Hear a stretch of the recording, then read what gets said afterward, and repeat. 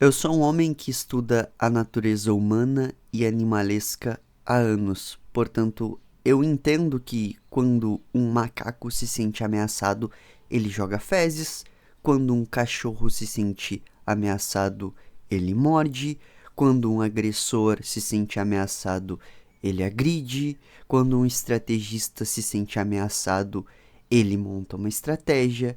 Eu entendo toda a complexidade de todas as nuances animalescas, tá? Só que existe um negócio que eu não tenho capacidade de fazer o cálculo, que é quando um jornalista é literalmente um energúmeno. Eu não posso continuar. Pessoal, é o seguinte, o Marçal trouxe à tona um possível caso em que o Datena foi Jack. E a gente pode ver aqui na internet reportagens a respeito, não é uma coisa inventada da cabeça do Marçal. Aqui uma matéria da Isto É dizendo que o Marçal recuperou um processo que foi feito contra o Datena arquivado em 2019. O caso aconteceu em 2019 quando a repórter Bruna Drills acusou o Datena de ter cometido crime contra ela por diversas vezes. O processo chegou às mãos da Justiça de São Paulo, mas a vítima recuou da acusação meses depois. Ela chegou a escrever uma carta protocolada em cartório retirando as acusações. Mesmo assim, ela afirma ter sido vítima do crime e que foi induzida a escrever a carta após um processo de calúnia movido pelo apresentador. Só para contextualizar, o Datena justificou que ele teve uma reação que foi a resposta ao que o Pablo falou. E veja como o nosso jornalismo está no limbo. As pessoas não se concentraram no fato de que o Marçal foi agredido, se concentraram no fato de que ele incitou a agressão de forma mirabolante. Veja bem o que a TV Incultura promoveu.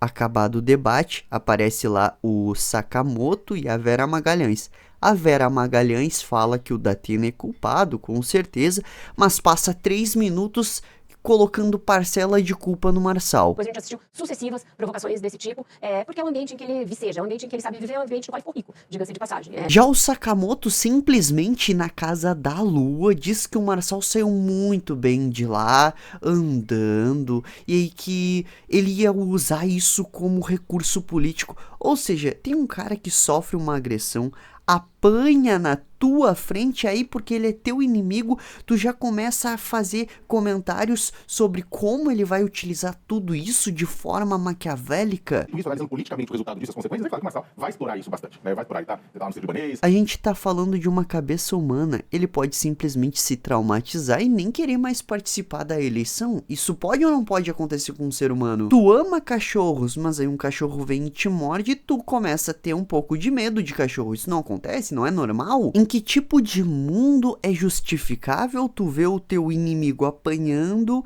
e começar a dizer que ele é que é o maquiavélico, ele que vai usar a surra que tomou como um recurso e coloca todos os holofotes nele como se ele fosse uma pessoa extremamente maligna, sendo que foi ele que apanhou. Não, e pior ainda, o Arruinaldo Azevedo, e a gente tem que chamar isso Arruinaldo, porque tá arruinado.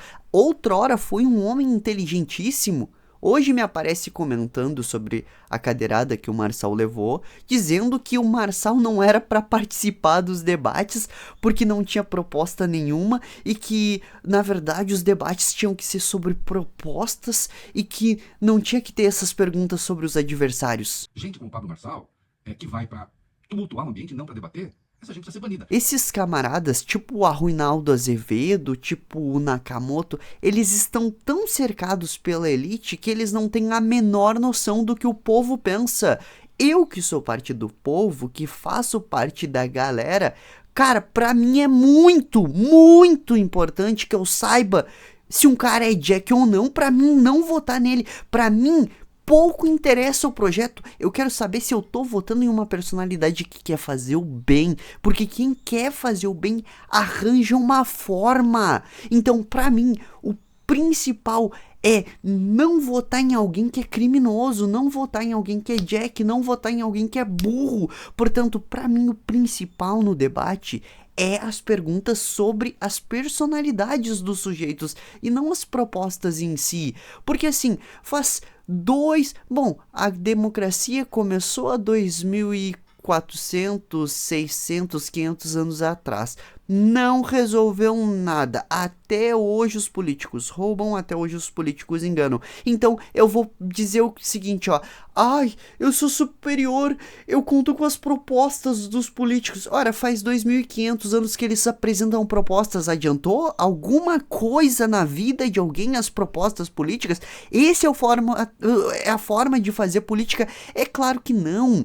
Política é sobre pessoas, política é sobre valores das pessoas. Se tu se foca no projeto pessoal da pessoa, ela mente que vai tornar uma cidade bilionária, que vai te dar picanha e cerveja, e tu acredita. Então, não é no projeto que a gente tem que se focar. Política é feita com pessoas, e pessoas, a gente pode resumir elas a um binário de se são do bem ou se são do mal. É a coisa mais ridícula, mais tosca, mais burra do universo ver esses jornalistas opinando, porque eles não têm a menor noção nem do que é política de verdade, porque eles não observam, eles ficam lendo livros e acham que são inteligentes porque eles leram os livros, ao invés de comparar o que está escrito no livro com a realidade, ao invés de tentar entender o que promove uma política melhor. E não é, eu asseguro, não é proposta de debate ou Arruinaldo Azevedo inepto. É o seguinte, Arruinaldo Azevedo, política é sobre pessoa, não é sobre proposta. O papel aceita qualquer coisa, pô. Agora, a personalidade da pessoa, ela segue padrões rígidos, padrões fixos. Se um sujeito é agressor, hora ou outra ele vai te agredir, entendeu? Pra mim é uma tristeza ser um homem consciente em um país em que a mídia está dormindo, completamente dormindo, alucinada. Não, porque o Marçal o chamou de Jack, então ele perdeu o controle. Primeiro a gente tem que saber se isso é verdade ou não, se ele é Jack ou não.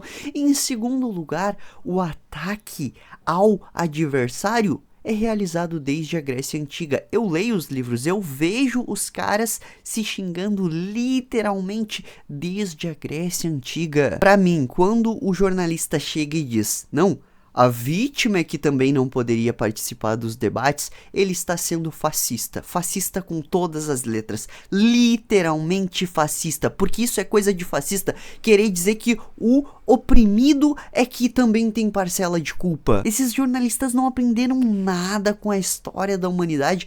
Quantas milhões de vezes a gente viu mulheres que sofreram agressão e aí porque a opinião da mulher não era levada em conta, ficava como, ah, mas ela também pediu, hein? Eu acho isso um absurdo, entendeu? Ninguém pede pra ser agredido. Tu acha que alguém pede pra ser agredido? Enfim, vergonhoso. Vergonhoso presenciar isso em pleno 2024. É um negócio assim, ó, de demonstrar que a humanidade, ela não evolui exatamente. Ela fica meio estagnada às vezes. E no caso da mídia tá totalmente estagnado, não tem mesmo um resquício de evolução, sabe? Pessoal, só pra avisar, caso alguém tenha interesse em poder e estratégias, clique no primeiro link da descrição pra conhecer o renascer dos estrategistas, tá?